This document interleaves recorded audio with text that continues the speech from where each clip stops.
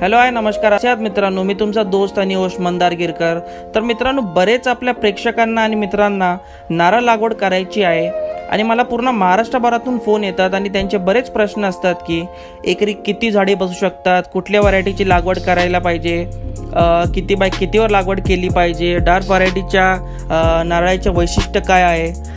तर आजच्या व्हिडिओमध्ये मित्रांनो आपण कव्हर करणार आहोत नारळाविषयी सगळे येणारे प्रश्न।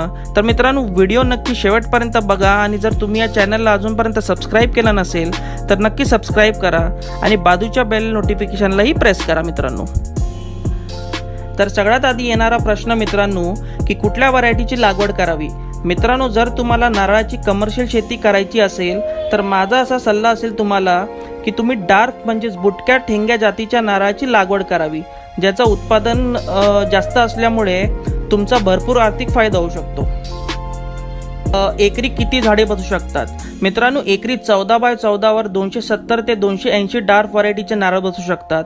15 बाय 15 वरती 250 आणि 18 बाय 18 वरती 200 ते 220 बुटक्या व्हरायटीचे नारळ बसू शकतात। मित्रांनो, डार्क बुटकी व्हरायटी नारळच का लावावी।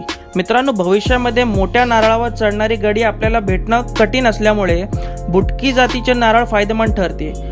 त्यांची उंची आणि उत्पादनमुळे बुटकी कमर्शियलसाठी आपण लागवड करावी व त्याचा फायदा घ्यावा। उन्हाळ्यात नारळाचे पीक चांगले का असते। मित्रांनो, अनुकूल पावसाच्या दरम्यान मादी फुलांची संख्या जास्त असल्यामुळे पॉलिनेशन ही प्रोसेस फास्ट होते, ज्यामुळेच उन्हाळ्यात नारळाचे पीक चांगले असते। डार्क व्हरायटीच्या नारळाचे वैशिष्ट्य काय आहे।